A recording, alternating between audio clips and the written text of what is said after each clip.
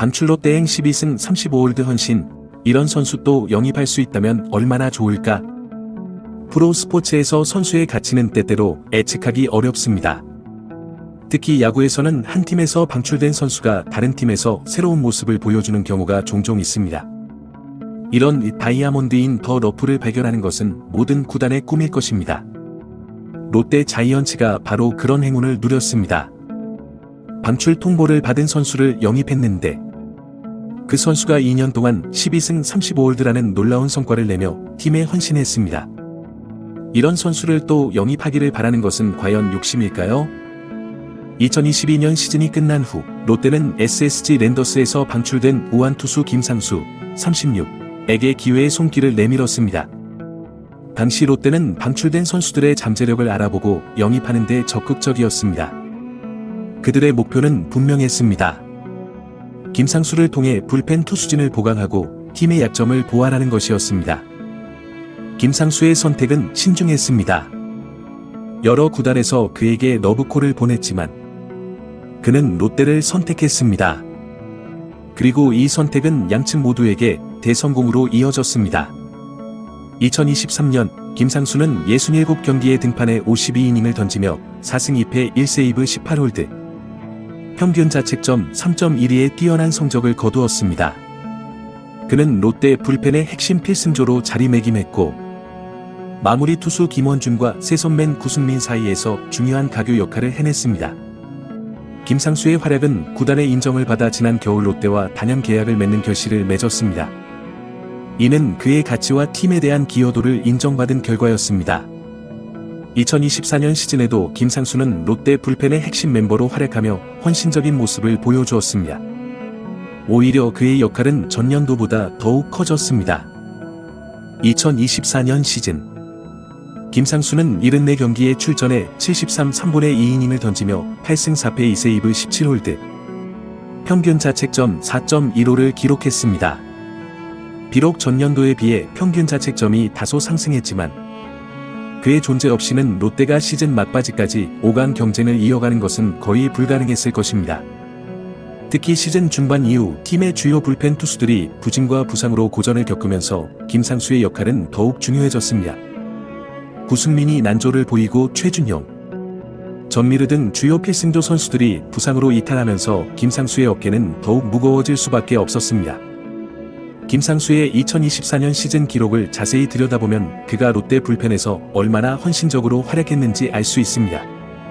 그는 정규 시즌 동안 멀티이닝 출전을 25회나 소화하며 KT 위즈의 박영현과 함께 이 부문 공동 1위에 올랐습니다. 또한 연투, 이틀 연속 등판, 역시 23회로 기아 타이거즈의 장현식과 공동 1위를 기록했습니다. 이는 김상수가 팀을 위해 얼마나 많은 희생을 감내했는지를 잘 보여주는 지표입니다. 김상수의 과도한 등판 횟수와 투구 이닝으로 인한 피로 누적은 결국 그의 건강에도 영향을 미쳤습니다. 7월에는 휴식 차원에서 2군에 잠시 내려가야 할 정도였습니다. 당시 김태형 롯데 감독은 김상수에게 휴식을 주기 위한 차원이라고 설명했습니다. 감독 역시 김상수의 헌신적인 모습에 대해 미안함을 표현하기도 했습니다. 김상수에 대해서는 내가 할 말이 없다라는 김 감독의 말에서 그의 공헌도를 짐작할 수 있습니다. 결과적으로 롯데는 2024년 정규 시즌을 7위로 마감했습니다. 비록 포스트 시즌 진출에는 실패했지만 김상수의 활약이 없었다면 이보다 더 좋지 않은 성적을 거두었을 것입니다. 이제 롯데의 과제는 내년 시즌을 위해 김상수의 부담을 덜어줄 수 있는 추가 자원을 확보하는 것입니다. 불펜 투수진의 보강은 절대적으로 필요한 상황입니다. 하지만 롯데의 불펜 보강은 쉽지 않은 과제가 될 것으로 보입니다. 주요 불펜 투수인 김원준과 구승민이 FA, 자유계약 선수, 자격을 얻게 되면서 외부 자원 영입에 어려움을 겪을 수 있기 때문입니다. 물론 김상수의 경우처럼 다른 팀에서 방출된 선수를 영입하는 방법도 있지만 이는 성공 확률이 매우 낮은 전략입니다. 또한 1이닝을 온전히 책임질 수 있는 필승조급 투수를 트레이드로 영입하는 것도 쉽지 않은 상황입니다.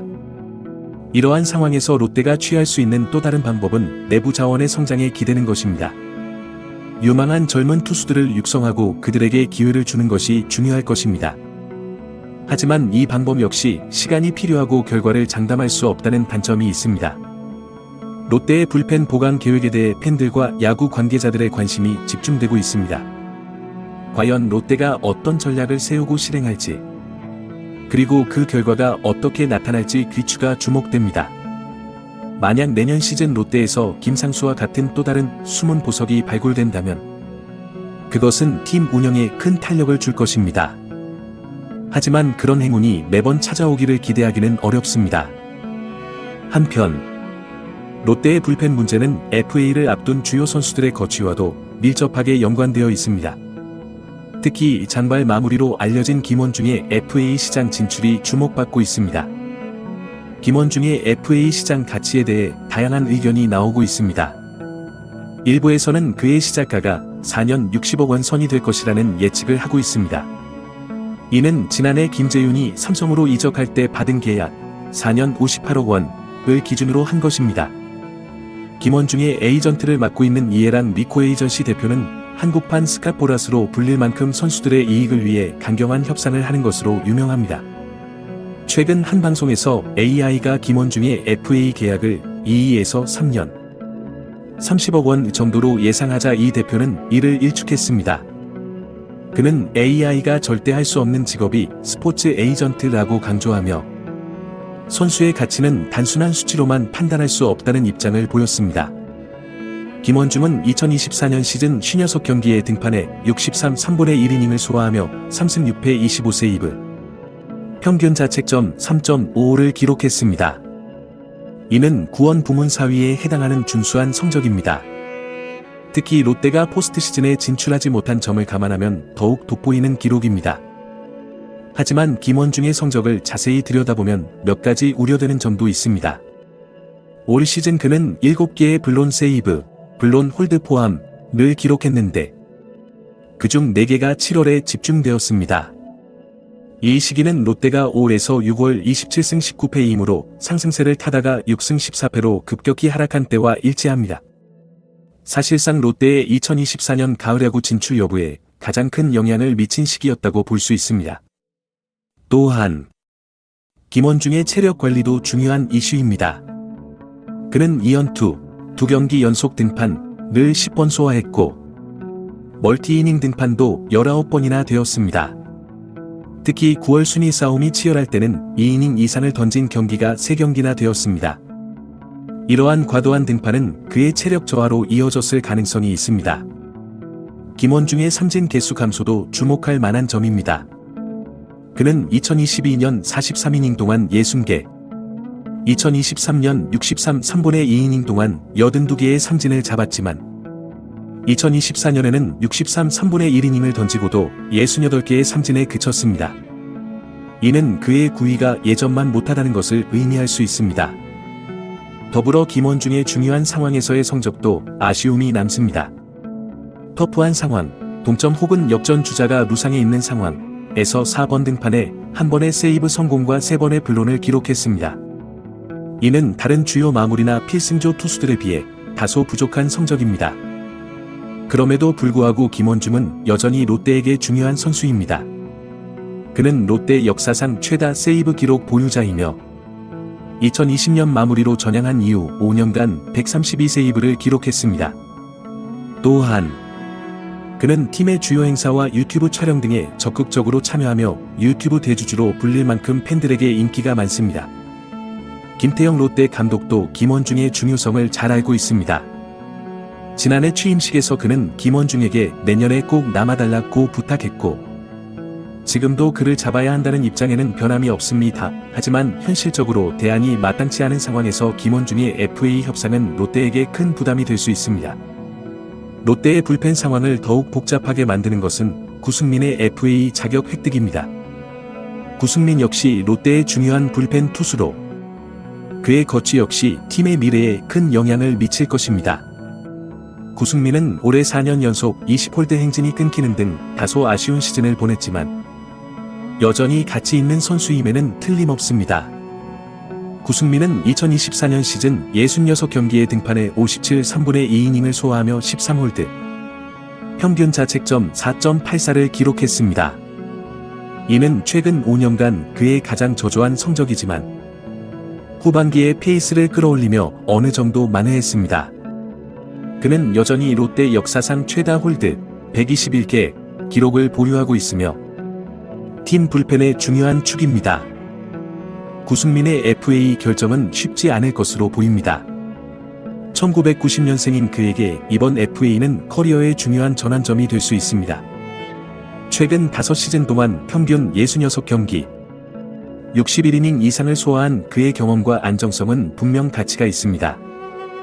하지만 FA를 미루고 1년 더 뛰어 더 좋은 성적으로 시장에 나올지, 아니면 지금 당장 FA 권리를 행사할지는 그와 그의 에이전시의 중요한 결정사항이 될 것입니다. 롯데의 입장에서는 김원중과 구승민 모두를 잡고 싶겠지만 재정적인 문제와 팀 구성의 균형을 고려해야 합니다. 두 선수 모두 구단 행사나 유튜브 촬영에 적극적으로 참여하며 팬들에게 인기가 많다는 점도 고려 사항입니다. 이는 단순히 경기장에서의 성적뿐만 아니라 팀의 이미지와 마케팅 측면에서도 중요한 요소입니다. 한편 롯데의 불펜 문제 해결을 위한 또 다른 방안으로는 젊은 투수들의 성장을 기대해 볼 수 있습니다.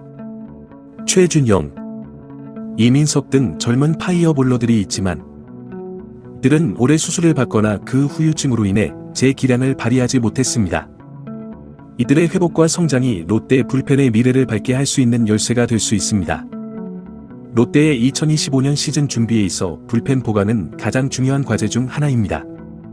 김원중과 구승민의 FA 협상 결과, 새로운 투수 영입 여부, 젊은 선수들의 성장 등 여러 변수가 있습니다. 구단은 이 모든 요소를 종합적으로 고려하여 최선의 결정을 내려야 할 것입니다. 결론적으로 롯데가 김상수와 같은 숨은 보석을 또다시 발굴할 수 있을지는 미지수입니다. 하지만 그들의 선수 발굴 능력과 육성 시스템이 중요한 시험대에 오를 것임은 분명합니다. 팬들은 롯데가 어떤 선택을 하고 그 선택이 어떤 결과로 이어질지 큰 관심을 가지고 지켜볼 것입니다. 2025년 시즌 롯데 자이언츠가 불펜 문제를 해결하고 강력한 팀으로 거듭날 수 있을지, 그리고 김원중과 구승민의 거취가 어떻게 될지 야구 팬들의 이목이 집중되고 있습니다. 롯데의 선택과 그에 따른 결과는 KBO 리그 전체에도 큰 영향을 미칠 것이며 다른 팀들에게도 중요한 참고 사례가 될 것입니다. 야구의 묘미는 이러한 불확실성과 그로 인한 흥미진진한 전개에 있습니다. 2025년 시즌이 시작되면 우리는 롯데의 선택이 어떤 결과를 가져올지 그 해답을 필드에서 직접 확인하게 될 것입니다.